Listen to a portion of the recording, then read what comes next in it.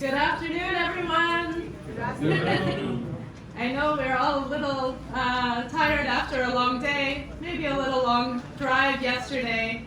My name is Janine Solanki. I'm the chair of Mobilization Against War and Occupation, MAWO, based in Vancouver, Canada, and on the editorial board of the Fire This Time newspaper. I want to first thank our Cuban comrades at ECAP and the World Peace Council for hosting this important seminar for the 8th time, and also a big thank you to the Guantanamo ECAP and Communist Party of Cuba representatives and the people of Guantanamo for welcoming us to your beautiful province. Cuba, time after time, gives us the example of internationalism in practice throughout history and today. For many of us coming from imperialist countries where an act as simple as wearing a keffiyeh is demonized, we are inspired to be doing things like celebrating May Day and seeing Cuba's president wearing the Palestinian keffiyeh. To hear every Cuban official condemn the genocide and demand a ceasefire in Gaza. To join with Palestinian students who are here in Cuba because Cuba has opened the doors of their universities for decades.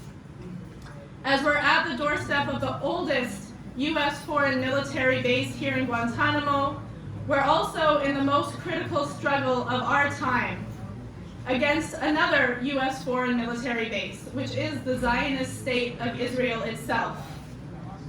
With Israel as their foothold in the region, U.S. imperialists launched a new era of war and occupation, or as the U.S. government tried to claim as a so-called war on terror.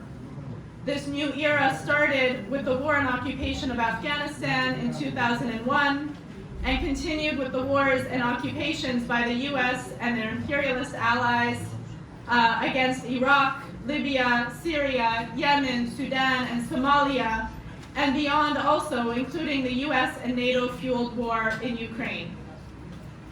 Israel, as a U.S. foreign base, is not my claim, and as our Palestinian comrade Mourid pointed out in his talk earlier, in 1986, Joe Biden said, quote, "Supporting Israel is the best $3 billion investment we make.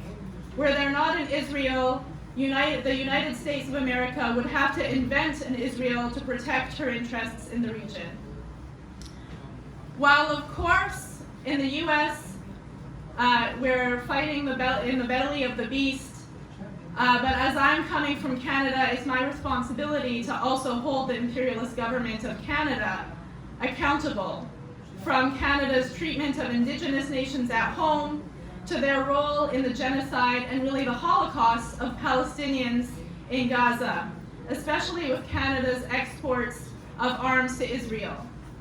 In just 3 months between October 7th last year to January 8th this year, $70 million in export permits for lethal weapons were approved by Canada and will continue to be manufactured and shipped to Israel. Although further arms exports right now have been paused to Israel, so-called non-lethal exports are continuing, which include component parts that go into deadly drones, fighter jets, and other weapons that Israel uses against our Palestinian sisters and brothers in Gaza. So, as you can see, in Canada, we still have a big fight ahead of us against the government of Canada participating in the genocide against Palestinians, alongside joining the struggle against U.S. imperialism. It's no exaggeration to say that today we are engaged in the most critical struggle in our time for the liberation and self-determination of Palestine. Mass consciousness is rising in favor of humanity while we're in the midst of a pro-Palestine movement that has the potential to go beyond the Vietnam anti-war movement. And the unfolding student encampments are another sign of the radicalization of a huge layer of society with youth and students that have been a decisive factor in movements throughout history. We're clearly witnessing the worldwide mass movement to support the Palestinian struggle and Palestinian rights that's moving to a higher stage of an anti-imperialist movement. Hundreds of millions of people have not only questioned and scrutinized the fascist and genocidal acts of Israel, but also of the United States, of Canada, and Europe too. Due to this, I would like to borrow a methodology from the Communist Manifesto and apply it to today. A specter is haunting the capitalist and imperialist world, the specter of an anti-imperialist movement. In the last 7 months, Israel has totally lost the war of public opinion.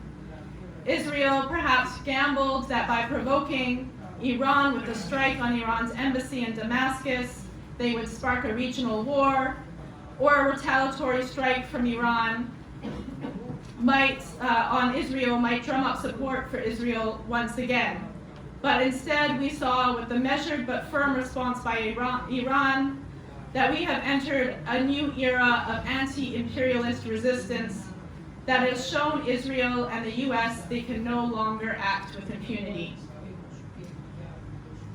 At the opening of this epoch, we must take the concept of united front seriously, and I mean very seriously, taking this lesson directly from the Bolshevik program for mass movement building.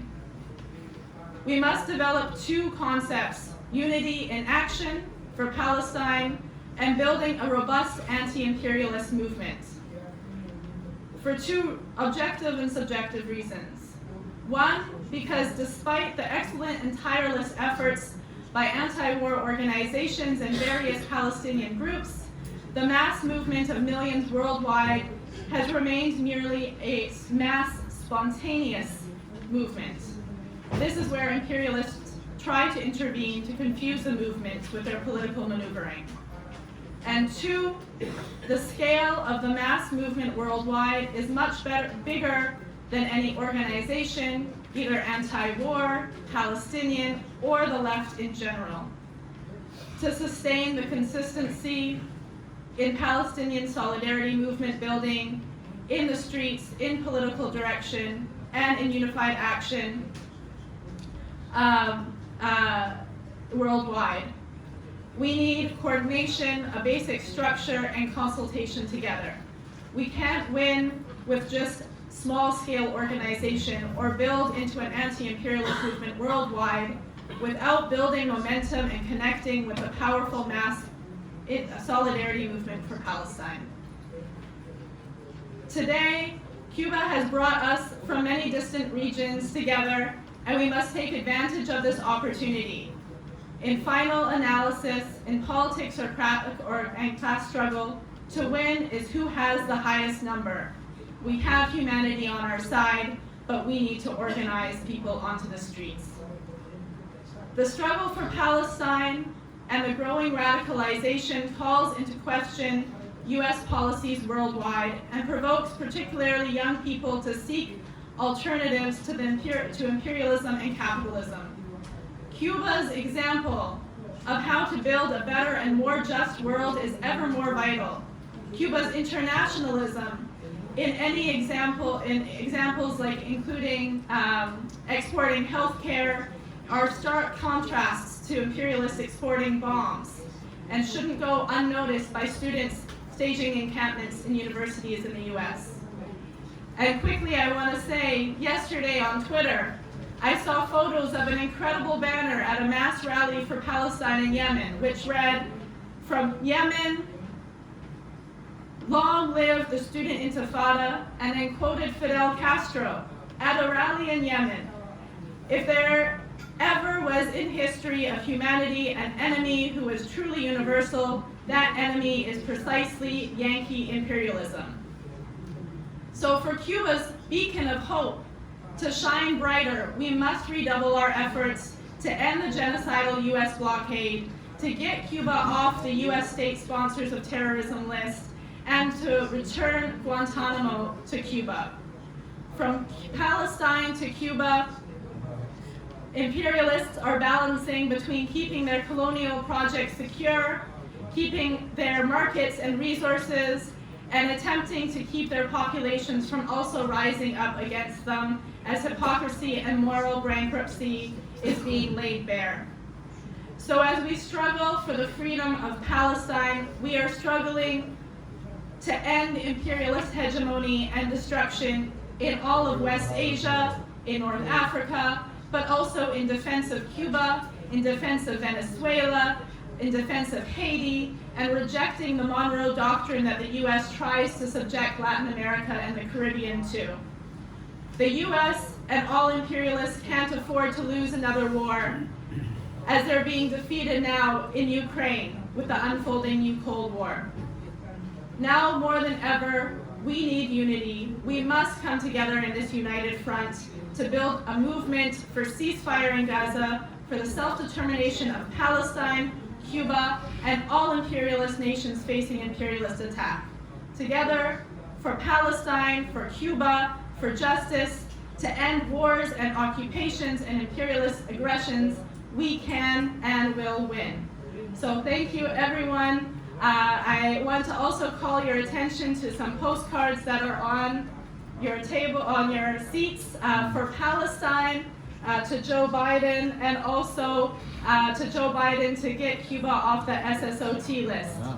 Viva Palestina! Viva! Viva Cuba! Viva! Viva la solidaridad! Viva!